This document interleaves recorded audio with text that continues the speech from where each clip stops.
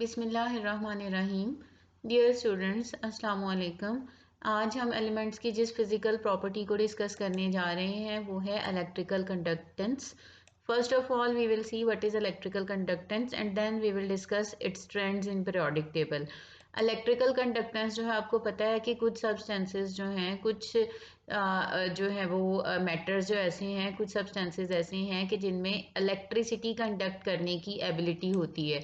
यानी कुछ सब्सटेंसेस ऐसे हैं कि जिनमें से इलेक्ट्रिक करंट या इलेक्ट्रिसिटी पास हो जाती है और उन सब्सटेंसेस की जो कॉम्पोजिशन है उसमें भी कोई तब्दीली नहीं आती। तो सब्सटेंसेस की ये कैपेबिलिटी, ये सलाहियत कि जिसकी वजह से उनमें से करंट गुजर सकता है और उनकी कॉम्पोजिशन में भी चेंज नहीं आती, उसको हम कहते हैं कंडक्टिविटी। यानी the capability of a substance to conduct electricity without change in composition. यानी सब्सटेंस में से इलेक्ट्रिसिटी भी कंडक्ट हो और उस सब्सटेंस की कॉम्पोजिशन में भी कोई चेंज ना आए, तो इस कैपेबिलिटी को हम कहते हैं कंडक्टिविटी। अब इलेक्ट्रिकल कंडक्टिविटी या इलेक्ट्रिकल कंडक्टेंस जो है मेटल्स की, आपको पता है कि कंडक्टेंस जो है ये दो वजह से होती है, फ्री आइंस की वजह से या फिर फ्री इलेक्ट्रॉन्स की वजह से। और फर्स्ट ईयर में मेटल्स के स्ट्रक्चर में आप पढ़ चुके हैं कि सॉलिड लेटस में, मेटल के सॉलिड लेटस में फ्री इलेक्ट्रॉन अवेलेबल होते हैं और उन फ्री इलेक्ट्रॉन की मूवमेंट से ही इलेक्ट्रिसिटी कंडक्ट होती है। ठीक है, इस तरह से आपने देखा था कि मेटल के सॉलिड लेटस में ऐसे फ्री इलेक्ट्रॉन मौजूद होते हैं और जब हम पोटेंशियल डिफरेंस अप्लाई करते हैं तो ये इलेक्ट्रॉन जो हैं ये पॉजिटिव प्लेट की तरफ मूव करते हैं और इस तरह से इलेक्ट्रिसिटी कंडक्ट होती है। तो अब पीरियोडिक टेबल में इसका क्या ट्रेंड है कि जब हम along the down the group या अलोंग द पीरियड मूव करते हैं तो क्या चेंजेस आती हैं इलेक्ट्रिकल कंडक्टेंस में, वो हम डिस्कस कर लेते हैं। जनरल ट्रेंड पीरियोडिक टेबल में जो है वो ये है, जैसा कि आपको पता है कि मेटल्स जो हैं उनमें फ्री इलेक्ट्रॉन्स हैं और मेटल इलेक्ट्रिसिटी कंडक्ट कर सकते हैं। तो जनरली आपको पता है कि पीरियोडिक टेबल में राइट जो लेफ्ट साइड है पीरियोडिक टेबल का, वहाँ पे मेटल्स मौजूद हैं। तो इलेक्ट्रिकल कंडक्टिविटी जो है वो मेटल्स के लिए ज़्यादा होती है और मेटल कहाँ है? लेफ्ट साइड पे, हर पीरियड के लेफ्ट साइड पे। जैसे कि आप पीरियोडिक टेबल की इस डायग्राम में देख सकते हैं कि ये आप देखें कि ये जैसे फर्स्ट पीरियड, सेकंड पीरियड, यहाँ आप सेकंड पीरियड को सपोज कंसिडर करें तो ये जो लेफ्ट साइड है लिथियम, बेरिलियम, बोरॉन वगैरह, इधर लेफ्ट साइड पे जो है वो मेटल्स हैं, राइट साइड पे नॉन मेटल। इसी तरह सोडियम, मैग्नीशियम, एल्यूमिनियम वगैरह मेटल्स हैं, राइट साइड पे नॉन मेटल्स हैं। ये दरमियान में जो है ये जो डायगोनल लाइन है ये मेटलाइड्स हैं। तो इस तरह से आप देखें कि पीरियोडिक साइड पे, क्योंकि पीरियोडिक टेबल के लेफ्ट साइड पे जहाँ मेटल्स मौजूद है वहाँ कंडक्टिविटी ज़्यादा है। इस पोर्शन में जहाँ मेटल्स हैं वहाँ कंडक्टिविटी ज़्यादा है। जब बात मेटलॉइड्स पे आती है, ये जो डायगोनल लाइन है, ये वाली लाइन ये मेटलॉइड को शो कर रही है। ये हमारे पास ये डायगोनल लाइन पे ये मेटलॉइड्स हैं। मेटलॉइड की जो कंडक्टिविटी है मेटल्स के मुकाबले में कम है, जबकि जो नॉन मेटल्स हैं जो कि पीरियोडिक टेबल की राइट साइड पे हैं, इनकी कंडक्टिविटी बहुत ही कम है। ऑलमोस्ट आप कह सकते हैं कि ना होने के बराबर है। They are called non conductors of electricity. ठीक है, तो ये पीरियोडिक टेबल में ट्रेंड है कि लेफ्ट साइड पे कंडक्टिविटी ज़्यादा है, मेटलॉइड्स जो कि दरमियान में है उनके लिए ये लोअर है, और नॉन मेटल जो कि पीरियोडिक टेबल की राइट साइड में है उनके लिए कंडक्टिविटी निग्लिजिबल यानी ना होने के बराबर है। ये था कि पीरियड में लेफ्ट टू राइट जब हम मूव करते हैं तो कंडक्टिविटी का क्या ट्रेंड है। इसी तरह से टॉप टू बॉटम जब हम डाउन द ग्रुप मूव करते हैं तो उसमें हम ये देखते हैं कि जो ग्रुप फर्स्ट ए और सेकेंड ए है उनको, उनमें जब हम टॉप टू बॉटम मूव करते हैं तो कंडक्टिविटी जो है या इलेक्ट्रिकल कंडक्टेंस जो है वो top to bottom generally increase होती है। यानी ऊपर से नीचे जाते हुए ये पीरियोडिक टेबल में आप देखिए कि टॉप टू बॉटम जब हम जाते हैं फर्स्ट ए में और सेकंड ए में तो इलेक्ट्रिकल कंडक्टेंस इंक्रीज होती है। दरमियान में कुछ आइटम्स ऐसे हैं जो कि इस ट्रेंड से जो है वो आप कह सकते हैं कि डेविएशन शो करते हैं, बीच में कहीं कहीं इंडिविजुअली वेरिएशंस आ जाती हैं, लेकिन जनरल ट्रेंड यही है कि top to bottom conductance increase होती है। इसी तरह से पीरियोडिक टेबल में अगर आप देखें metals of group first B group के मेटल को हम कॉइनेज मेटल्स भी कहते हैं और इनकी इलेक्ट्रिकल कंडक्टेंस की वैल्यू जो है एक्स्ट्रा ऑर्डिनरी हाई है, बहुत ज़्यादा है। पीरियोडिक टेबल में आप कह सकते हैं कि सबसे ज़्यादा हाई कंडक्टेंस जो है ये इन्हीं की है। अगर आप ये पीरियोडिक टेबल की डायग्राम में आप देखें तो आप देख सकते हैं कि ये हमारे पास जो है ये ग्रुप 1B है, कॉपर, सिल्वर, गोल्ड वगैरह, और इनको हम क्वाइनेज मेटल्स कहते हैं और इनकी कंडक्टेंस जो है वो इलेक्ट्रिकल कंडक्टेंस पीरियोडिक टेबल में सबसे ज़्यादा है, एक्स्ट्रा ऑर्डिनरीली हाई वैल्यू है। इसी तरह से जब हम नॉन मेटल वाली साइड पे जाते हैं, ख़ास तौर पे जो नॉन मेटल्स में ग्रुप 6 थे और 7 थे है, तो इनकी इलेक्ट्रिकल कंडक्टेंस बहुत ही लो है, बहुत कम है, इतनी कम है कि इनको हम नॉन कंडक्टर्स कंसिडर करते हैं, ऑलमोस्ट नॉन कंडक्टर ही इनको कंसिडर किया जाता है। ये हमारे पास जो है ये ग्रुप 6 थे, ये 6 थे ऑक्सीजन फैमिली, और ये 7 थे हैलोजन फैमिली। इनकी कंडक्टेंस जो है इतनी कम है कि इनको हम नॉन कंडक्टर ही कहते हैं। ठीक है, इसी तरह से जो है हमारे पास, अच्छा एक और आपको जो है ट्रांजिशन सीरीज में अगर हम जाएं तो ट्रांजिशन सीरीज में जो इलेक्ट्रिकल कंडक्टेंस की वैल्यू है, ट्रांजिशन सीरीज क्योंकि मोस्टली मेटल्स हैं तो उनकी दे शो इलेक्ट्रिकल कंडक्टेंस, लेकिन उनका कोई जनरल ट्रेंड नहीं है।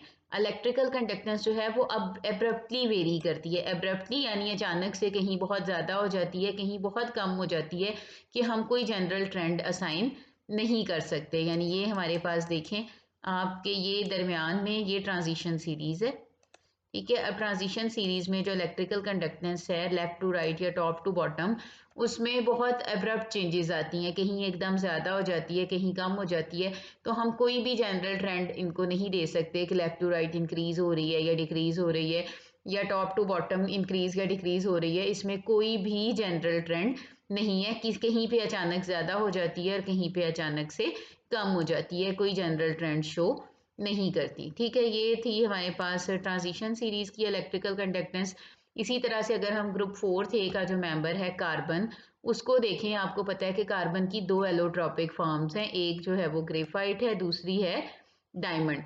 आपने फर्स्ट ईयर में पढ़ा था कि डायमंड की शक्ल में जब कार्बन होता है तो वो नॉन कंडक्टर होता है। क्यों? क्योंकि जब कार्बन डायमंड की शक्ल में होता है तो उस वक्त उसके जो चारों वैलेंस इलेक्ट्रॉन्स हैं वो इस तरह से टेट्राहेड्रल मैनर में जो है वो बॉन्ड बनाने के लिए यूज हो जाते हैं, इस तरह से।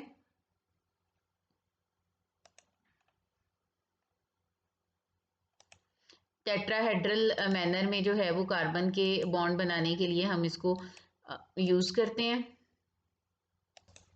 कार्बन में क्योंकि चारों इलेक्ट्रॉन जो वैलेंस इलेक्ट्रॉन है वो बॉन्ड बनाने में इस्तेमाल हो जाते हैं, तो फ्रीली मूव नहीं कर सकते, फ्रीली मूव करने के लिए कोई इलेक्ट्रॉन अवेलेबल नहीं होता। जबकि जब कार्बन ग्रेफाइट की शक्ल में होता है तो उस वक्त कार्बन जो है वो गुड कंडक्टर होता है, क्योंकि इसके चारों वैलेंस इलेक्ट्रॉन्स में से एक इलेक्ट्रॉन फ्री होता है जो कि लेटस में मूव करता है और इलेक्ट्रिसिटी कंडक्ट करता है। इसी तरह से जो ग्रुप 4 थे है हमारे पास, उसमें जो उसके बॉटम के मेंबर्स हैं टिन और लेड, ये गुड कंडक्टर्स हैं और इनकी इलेक्ट्रिकल कंडक्टिविटी जो है वो इतनी हाई है कि इनको हम ग्रुप फर्स्ट ए के मेंबर्स के साथ कंपेयर कर सकते हैं। ये आप देखें, ये ग्रुप 4 थे हमारे पास कार्बन फैमिली।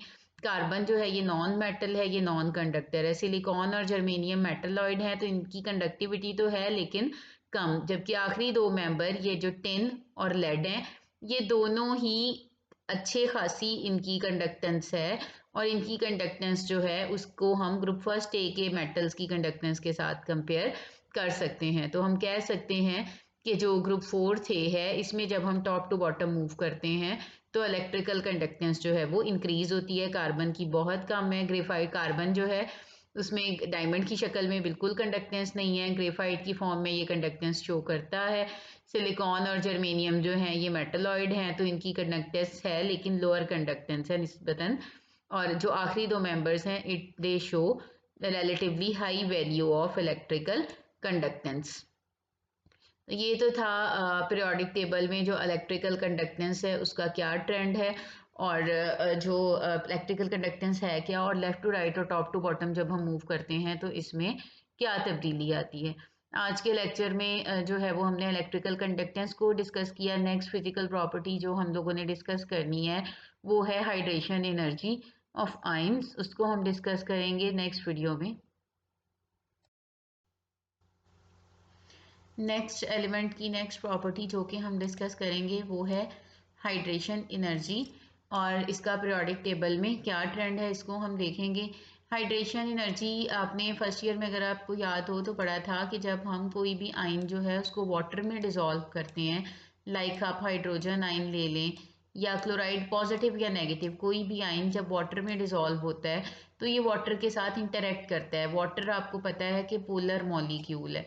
वाटर का जो ऑक्सीजन वाला एंड है वो पार्शियल नेगेटिव है, जबकि वाटर का जो हाइड्रोजन वाला एंड है वो पार्शियल पॉजिटिव है। तो वाटर का जो पार्शियल नेगेटिव एंड है ये पॉजिटिव आइंस के साथ अट्रैक्शन डेवलप करता है, और जब वाटर मॉलिक्यूल जो है आयन को घेरता है और उसके साथ अट्रैक्शन डेवलप करता है तो इस दौरान एनर्जी रिलीज होती है या एब्जॉर्ब होती है इस प्रोसेस में।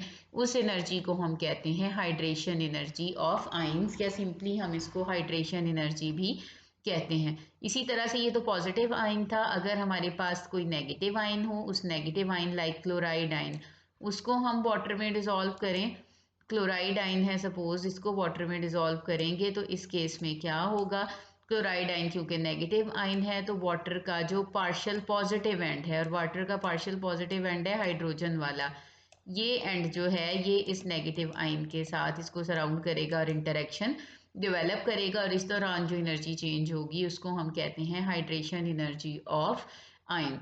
तो जब भी हम जो है वो एक मोल गैसियस आयंस को, चाहे वो पॉजिटिव हैं या नेगेटिव हैं, एक मोल गैसियस आयन या सल्यूट पार्टिकल्स को जब हम वाटर में डिसॉल्व करते हैं ताकि इन्फिनिटली डाइल्यूट सोल्यूशन बन सके, तो उस दौरान जो हीट इवॉल्व या एब्जॉर्ब होती है उसको हम कहते हैं हाइड्रेशन एनर्जी।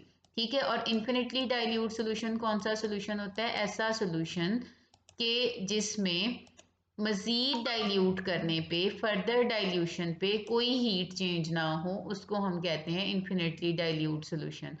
जैसे कि आप देखें कि अगर हमारे पास 1 मोल गैसियस हाइड्रोजन आयन है, इनको वाटर में डिज़ोल्व किया और इन्फिनिटली डाइल्यूट सोल्यूशन बनाया, तो उस वक्त काफ़ी ज़्यादा अमाउंट में हीट लिबरेट होती है। ये 1 मोल हाइड्रोजन आयन, इन्हें वाटर में डिज़ोल्व किया तो हाइड्रोजन आयन एक्वस हो गए, और इस दौरान जो हीट चेंज हुई, जो हीट रिलीज हुई, उसकी वैल्यू है -1075 किलो जूल पर मोल। नेगेटिव साइन ये शो कर रहा है कि हीट रिलीज हुई, और डेल्टा एच के साथ ये जो स्मॉल एच है इससे मुराद है हाइड्रेशन, यानी ये जो है ये हाइड्रेशन एनर्जी है, और ये किसकी हाइड्रेशन एनर्जी है, हाइड्रोजन आयंस की। इसी तरह से तमाम आयंस जो हैं वो वाटर में जब डिसॉल्व होते हैं तो वो किसी ना किसी अमाउंट में एनर्जी जो है वो रिलीज करते हैं या एब्जॉर्ब करते हैं, इंथैल्पी चेंज आती है, इसको हम कहते हैं हाइड्रेशन एनर्जी। नेक्स्ट हम ये देखेंगे, ये जैसे कि हाइड्रेशन एनर्जी जो है उसका पीरियोडिक टेबल में क्या ट्रेंड है। सबसे पहले आप ये देखिए कि ये एक टेबल है जो ये शो कर रहा है कि आयंस, कुछ आयंस के नाम और आगे उनकी हाइड्रेशन एनर्जीज दी हुई हैं। जैसे ग्रुप फर्स्ट ए में लिथियम की जो हाइड्रेशन एनर्जी है, लिथियम आयन की ये है -499, सोडियम आयन की है -390, जबकि पोटेशियम आयन की है -305 किलो जूल पर मोल। आप देख रहे हैं कि जब हम अल्कली मेटल में टॉप टू बॉटम आ रहे हैं, लिथियम से सोडियम, सोडियम से पोटेशियम, तो जो हमारे पास हाइड्रेशन एनर्जी है उसकी वैल्यू मुसलसल कम हो रही है। इसी तरह से कैल्शियम के मुकाबले में आप देखेंगे कि मैग्नीशियम के मुकाबले में कैल्शियम की हाइड्रेशन एनर्जी कम है।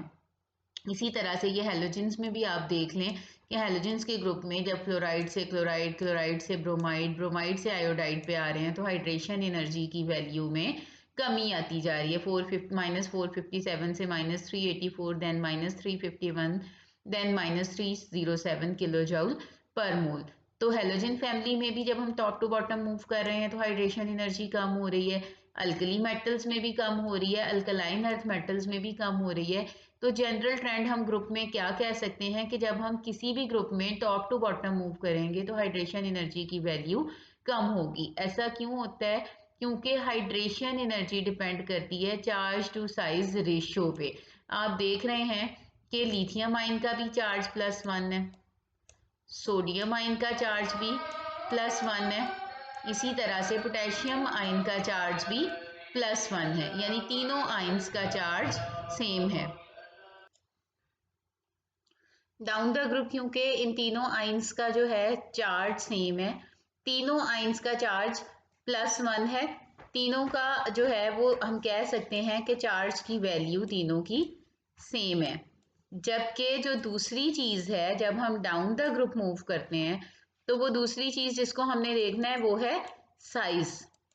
चार्ज तीनों का सेम है, जबकि जो साइज है वो आपको पता है कि डाउन द ग्रुप इंक्रीज करता है। लिथियम का साइज छोटा है, सोडियम का उससे बड़ा, पोटेशियम का उससे बड़ा। और साइज क्योंकि इस रेशो में साइज डिनोमिनेटर में है, तो साइज इंक्रीज करने से charge to size ratio decrease हो जाएगा, जिससे हाइड्रेशन एनर्जी जो है वो भी डिक्रीज हो जाएगी। ठीक है, तो यही वजह है कि टॉप टू बॉटम जब हम मूव करते हैं तो क्योंकि साइज इंक्रीज हो रहा होता है आयंस का, तो size to charge, charge to size ratio decrease होता है, जिससे हाइड्रेशन एनर्जी भी डिक्रीज हो जाती है। यही वजह है कि ग्रुप 7 ए में भी आप देखें फ्लोराइड, क्लोराइड, ब्रोमाइड और आयोडाइड, टॉप टू बॉटम इन सबका साइज जो है चार्ज सेम है, तीनों का, चारों का चार्ज -1 है। जबकि साइज जो है वो डाउन द ग्रुप इंक्रीज हो रहा है, तो साइज के इंक्रीज होने से चार्ज टू साइज रेशियो जो है वो डिक्रीज होता है और हाइड्रेशन एनर्जी भी डिक्रीज होती जाती है। इसी तरह से अब पीरियड में अगर हम वेरिएशन देखें तो जब हम पीरियोडिक टेबल में लेफ्ट से राइट मूव करते हैं, आप देख रहे हैं कि जो थर्ड पीरियड है उसमें लेफ्ट पे हमारे पास सोडियम है, फिर मैग्नीशियम है, फिर एल्यूमिनियम है। तो आप देख रहे हैं कि लेफ्ट से राइट मूव करने पे सोडियम की हाइड्रेशन एनर्जी जो है वो कम है, ठीक है, जबकि मैग्नीशियम की उससे ज़्यादा है और एल्यूमिनियम की इससे ज़्यादा। ऐसा क्यों होता है? ऐसा इसलिए होता है कि जब हम लेफ्ट से राइट मूव करते हैं तो साइज में कमी आ रही होती है, जबकि चार्ज में इजाफा हो रहा होता है। सोडियम का चार्ज +1 है, मैग्नीशियम का +2, एल्यूमिनियम का +3। तो चार्ज में इजाफा हो रहा होता है, साइज में कमी आ रही होती है, जिसकी वजह से चार्ज टू साइज रेशो बढ़ रहा होता है और हाइड्रेशन एनर्जी भी इंक्रीज हो रही होती है। तो ये था हमारे पास हाइड्रेशन एनर्जी और उसका ट्रेंड्स इन पीरियोडिक टेबल। आज के लिए इतना ही, बाकी नेक्स्ट लेक्चर में, तब तक के लिए अल्लाह हाफिज़।